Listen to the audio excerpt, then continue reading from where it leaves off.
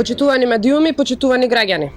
Повторно го прашувам Шилегов каде се и зашто се потрошени 12 милиони евра од продажбата на градската куќа.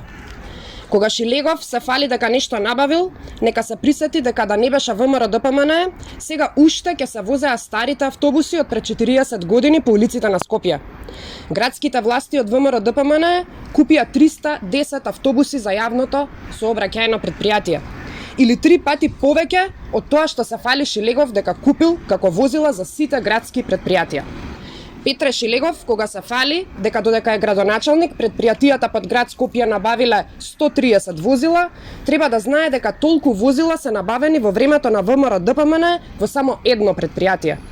Додека за сите предпријатија во целост се набавени над 500 возила и механизација, односно 4 пати повеќе од тоа што Шилегов денес се фали.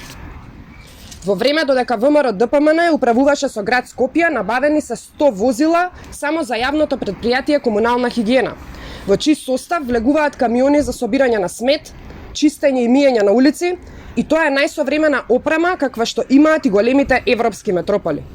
Нови машини се купени и за јавното предпријатие, и тоа 2 камиони, 4 основици, 2 ровокопачи, машина за нанесување на асфалт, неколку валјаци, камиони за пренесување на работници и алат, машини за залевање на пукнатини на асфалт и многу друго. Во јавното предпријатие Паркови и зеленило, ВМРО ДПМН има набавено десетина возила и над 50 косилки, како и тракторска косилка и камион за пресадување на дрва, која е машина каква што претходно немала во Република Македонија. Десетици возила се купени за јавното предпријатие Градски паркинг и за Дрисла, каде се купени утоварачи и машини за пресирање на сметот. Ова е 4 пати повеќе од тоа што се фали Шилегов дека го купил. Тоа е разликата помеѓу ВМРО ДПМН и СДСМ. 4:1.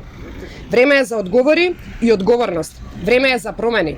Време е Скопје да тргне напред. Време е за Македонија за сите луѓе. Ви благодарам.